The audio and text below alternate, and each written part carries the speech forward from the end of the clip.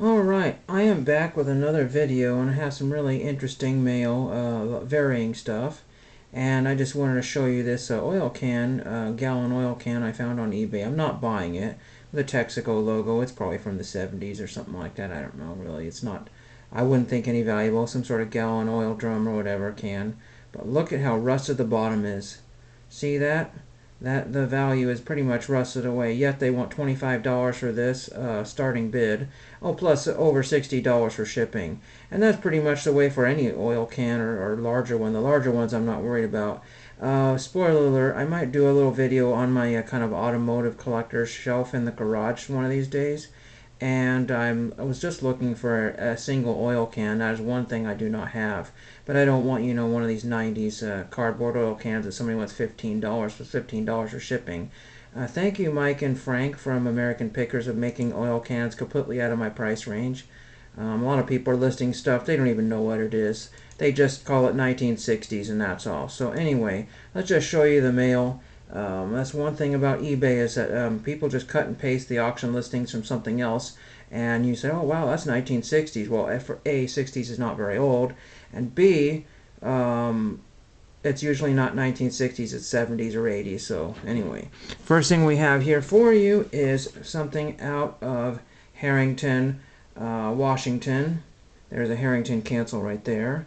And not only did I get that, but I got this Sing Along While You Drive. So you can pause that and read that. Again, every time I turn this camera in, I forget to put a piece of tape over that green light. So you'll have to bear with me one more video. And there's the back of it, Harrington. So there's that. As you probably know from yesterday, a ton of stuff came in. So I got, let's see, which envelope was this? I'm trying to remember which envelope here was this. This one here? Okay. I'm just looking at I'm just making sure what I got here. Okay. So I ordered some, these were $1.50 a piece, and they came in this card saver here in a little penny sleeve in a PWE. And when you see these cards, you're like, oh my gosh, really? Really, dude? So anyway, I got a Senator Palpatine, and this is from the Star Wars, I think, Galactic Files. And these are anywhere between what I paid $1.50 free shipping for each card, or $10 or $15 each. If you notice, if you look at the box breaks on eBay, or sorry, YouTube, they're about 75 bucks for a box. You get one autograph. You get 3 of these numbered to $1.99 plus a card numbered to 50. I think you get 2 purples out of that. So all these were cheaper than a box, obviously. This is, you can see, silver foiled stamped 127 out of 199. So Senator Palpatine. This might be a set to put together if you can get them for cheap. Then I've got Lieutenant Zhao, I think it's Zhao Dennis. It's hard to read that there.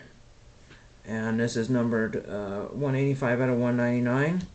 Then I have Cadell Conics, and that's also out of 199. These are all to 199.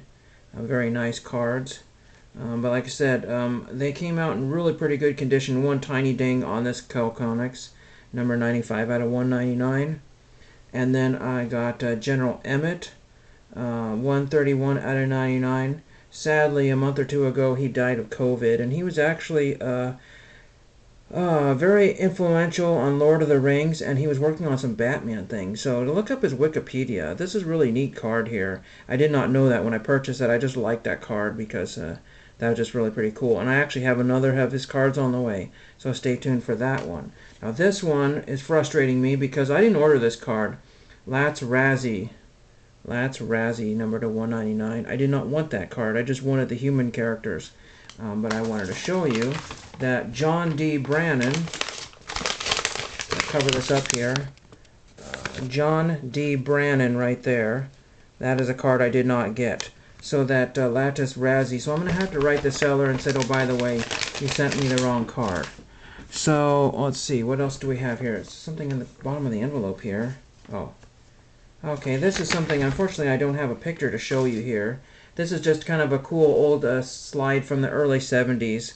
You will not be able to see it. It's just a CBS studio outside. somebody took a street view of the old CBS studio and the sign, and that's really pretty cool.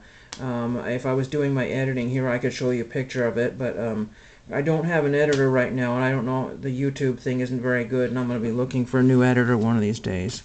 So then I got a Ttm Autograph Request here, if I can find it here, out of Texas. And where in the heck is that? Is this a note? Somebody? No, it's just a piece of paper. And I wanted to show you something here. When you get a TTM request and it comes with a paper clip, that better be a gold, 24 karat gold paper clip, because that is no good. And I'll show you. This came from Charles Cootie. I've got him before, but take a look at that. There's his autograph just below a huge paperclip damage. Huge. Not only did it damage that card, but it damaged this one. These are not easy to replace cards here. I mean, yes, the original Pro set, but these are from the Champions set here. This one does not have a Champions foil printed on there. That might be an error card, a super rare error. I don't know. But these are not, at one time, they're not easy to get. And so I got two very hard to get, very damaged, worthless cards. I'm glad he signed, but really damaged my cards. So unfortunately, if you get a paperclip, just expect your cards to come back a PSA 0 or 1 or whatever that would grade at. I'm not grading those or anything. But thank you, Mr. Cootie. No, I will not send you a thank you note for those. So I think that's about it. So I got some really, again, everybody's getting a lot of poorly shipped cards these days. If you're willing to do free shipping, don't skimp out on the, you know, I mean, good grief. These are really nice cards. At least I think they are. You might have thought they were junk hits, but I can't go to Fred Meyer's or whatever even find these cards. They came out in 2018. $75 for a box, and $1.99 is a pretty good hit there. So hope you enjoyed that. I sure didn't, and thank you for watching.